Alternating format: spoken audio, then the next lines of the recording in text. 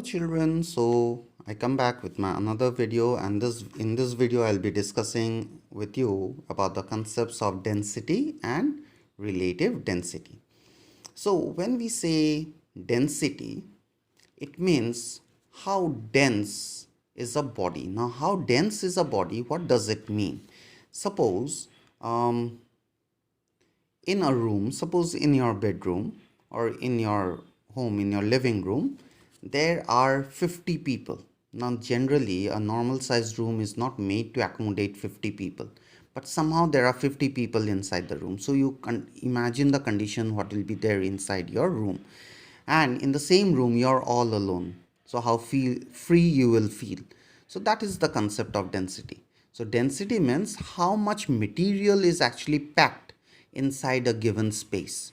So, from that, we can have the definition of density as density is defined as mass per unit volume. Suppose there is a box, okay? So, the volume of this box will be length, breadth, and height. You multiply, you get the volume. So, inside this box, there is a definite space, and inside that space, how much mass has been packed. Okay, so that is, it means how much matter is packed in a given space. So volume is space. So inside that space, how much mass or particles are packed, that is called your volume. And that is the reason you know that solids have high density compared to gases, because in gases the particles are far away. So in a given space, the number of particles will be less. But in case of solids, the particles are tightly packed. So within a given space, the number of particles will be more. So here, diagrammatically, I have tried to explain to you what is density. So there's a less dense object because inside the given space, number of particles are less, and in a similar kind of space, because the dimensions are more or less same, but in a similar kind of space, when more particles are packed, it will be more dense. So going by this definition, we have density as mass per unit volume. So D is equal to m by V. Now what is the SI unit? SI unit of density, D is equal to m by V. Masses SI unit is kg. Volumes SI unit is meter cube. Okay, so kg per meter cube is the SI unit. CGS unit, the smaller form, mass is measured in grams, so G, and volume, because to understand the concept of volume, we generally teach you conventionally, that is a convention. It can be taught with the help of any shape. I can take a ball, I can take a dough, or anything will have space. But so that you can understand why it becomes cube, your maths teacher or we science teacher, we always take the help of a shape which has length, breadth, height. Then we can tell you that we are trying to measure volume using length, breadth, height. So length is also meter, breadth is also meter, height is also meter. So meter into meter into meter, we get meter cube. But even if the shape is spherical, it will be meter cube. It is shapeless, suppose any kind of cylindrical, suppose there is a conical object, so here also you will get meter cube. You take a cylindrical object like this, that will also be meter cube. So any kind of space or volume, if you are describing, its unit is going to be meter cube. Okay, fine. So in smaller form, it is gram per centimeter cube, because in case of lower unit, we take the sides as centimeter, so centimeter cube. And later in the this centimeter cube in short can be written as cc. Cc means cubic centimeter.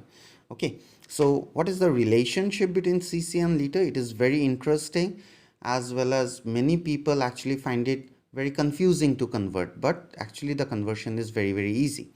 So suppose 1 centimeter cube. So I have drawn a cube whose all the dimensions, your length, breadth, height, all are 1 centimeter each. So 1 centimeter cube means 1 into 1 into 1. So that is how we calculate volume, length into breadth into height.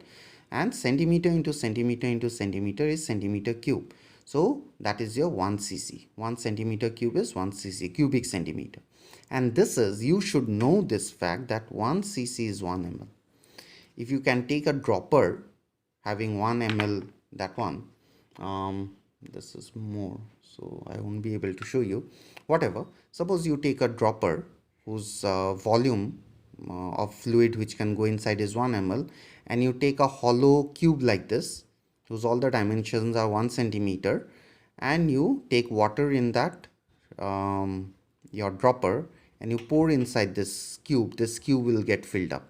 So 1 cc is 1 ml. Now we know 1 liter, suppose 1 liter Amul Taza packet, okay, a milk packet, 1 liter, that is your 1000 ml.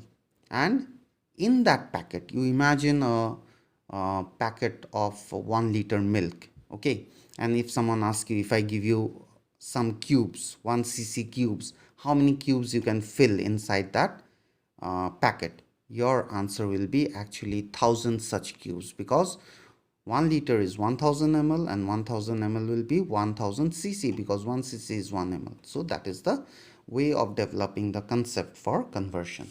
So next we go over to the concept of relative density. So just a moment, I hope I am clear. Yeah, okay. So relative means what? In relation to something. Now what in relation to, that will be talking about relative density. So relative density is defined as the ratio of density of a substance, any substance, you take iron, you take gold, you take silver. So relative density is defined as the ratio of density of that substance divided by the density of water at 4 degrees Celsius. Now why we take water to compare and why 4 degrees Celsius, this I will be telling you. So what is relative density? It's a ratio of the same things, ratio of density by density. So both the units will get cancelled, so it does not have any unit. So what is the importance? So first thing is that why we need to, density was fine, so why we need to actually find out relative density.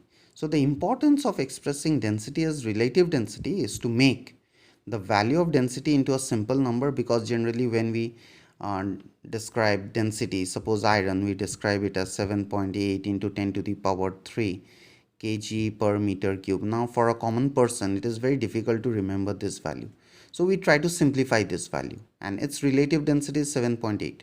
when you'll find out, we'll get that its relative density is 7.8, because we'll divide it by water is 10,000, that is 10 to the power 3. So this and this will get cancelled out, so relative density of iron will become 7.8. So 7.8 will be a easier concept for, or a number for a person to understand. And what does 7.8 indicate? 7.8 will indicate that iron is 7.8 times denser compared to, or heavier compared to, that of water. So it gives us a comparative picture. Now if I simply say iron's density is 7.8 into 10 to the power 3 kg per meter cube, it is slightly difficult to visualize that how heavy or how light will be iron.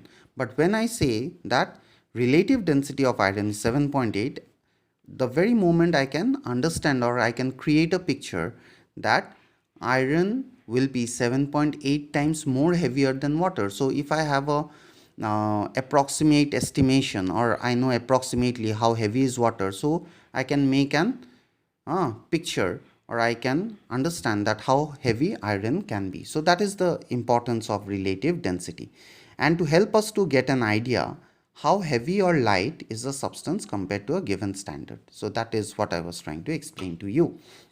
Now why we have taken water, let me tell you that first. Because you see, our objective is to keep this number constant, okay, and remove, because in these two parts this is a more confusing part for a common person. So our objective is to remove this part. How we can remove this part? By dividing it with a similar number. So this 1000, so our objective is to divide it with 1000, and whose density is 1000? It is water, so we take water as a standard, so that this part, this 1000 part, can be removed and the number can be simplified. That is the reason for taking water. Now why 4 degrees Celsius? Now problem of water is that the moment you will start heating water, the particles of water will start moving away from each other and the density will decrease. Okay, so that is one problem. Now when we cool water, suppose we are cooling water, particles will come closer and the density will become heavier. Now there is a very peculiar or a very special character of water, that is after 4 degrees Celsius, okay, below 4 degrees Celsius, the water molecules in a liquid state, they start getting arranged themselves as ice. And in case of ice, what happens? The particles, they take a cubical shape. Okay, they get arranged themselves. They will arrange themselves in the form of a cube, and thereby they slightly move away from each other. And therefore, below 4 degree, if we bring the temperature, the density of water will decrease because the particles are going slightly away from each other in order to take the shape of ice. And similarly, above 4 degree also, the particles will expand due to heating and their density will decrease. So at 4 degrees Celsius, the density of the water is maximum, which is your 1000 kg per meter cube or 1 gram per centimeter cube. So this is the reason why we take water as a standard. Now we will calculate. There are different ways, or you can say simply expression. These are very technical things. I'll just explain quickly. So relative density of a substance is what? Density of the substance divided by density of water at 4 degrees Celsius. Now how we can get the different forms? So density, you know, mass by volume. So density of substance means mass of substance by volume of the substance. Density of water means mass of water by volume of water. So mass of substance I have written as ms, volume of substance Vs, mass of water Mw, volume of water Vw. So these are the things I have written here. Now this division sign, if I convert it into multiplication sign, this thing will get reversed. Volume of water by mass of water it will become. Now out of these 4 variables, these 2 variables will cancel each other. Volume of substance by volume of water. These will get cancelled. Why they will cancel each other? To understand this, we have to go back to the definition of density. What is the definition of density? Density was defined as the mass per unit volume. Mass per unit volume. So per unit volume means when we are defining density, the volume has a value of 1. So this is also 1, this is also 1. That's why they get cancelled. So what remains? Mass of substance by mass of water. This formula. So relative density of a substance can be again expressed as mass of substance by mass of water. For how much volume? For equal volume. Both the substance and water has to be of the same volume. Only then you can use this form of the formula. Okay, this is the second one. First one was this one, this is the second one. The other ways also, so many ways. You simply keep on replacing each other. Other way is relative density of a substance. So we got what? Mass of substance by mass of water. Now mass of substance by mass of water, if you multiply with a constant, g is constant, you know, acceleration due to gravity 9.8. So upar may be 9.8, in niche also 9.8. So overall the thing remains same. Suppose it is your 12 by 13. Here also I multiply with 10. Here also I multiply with 10. Overall the answer remains 12 by 13 only. So I'm just to bring in another form, I'm multiplying them with g. So mass into g is what? Weight. So this can be written as weight of the substance. This can be written as weight of water. For how much volume? Again, for the same volume. This is a very important criteria, that volume has to be same if you are wanting to use this expression. So this is the third way of describing relative density. Another way of describing relative density is, so what we have written, weight of substance divided by weight of water. Weight of water for how much volume? Same volume. So suppose if you take water here and you're putting in a object, a substance, this is the substance. So how much water will get displaced? The volume of water which will get displaced, it will be the same volume as that of this object. So for same volume, okay? So instead of weight of water, I can also replace it with what? Upthrust. Because weight of, in Archimedes principle, we got that weight of displaced fluid is equal to upthrust. And how much fluid is getting displaced? The same volume as that of the object, that much fluid will get displaced. And if you take the weight of this fluid, that will be water. So weight of water for the same volume means displaced water. So that is written as upthrust. So weight of substance by upthrust. So I have written here, according to Archimedes principle, upthrust is equal to weight of displaced water. And what is weight of displaced water? It is volume of displaced water, which is equal to volume of the substance. Just now I have explained that to you. So this is another way.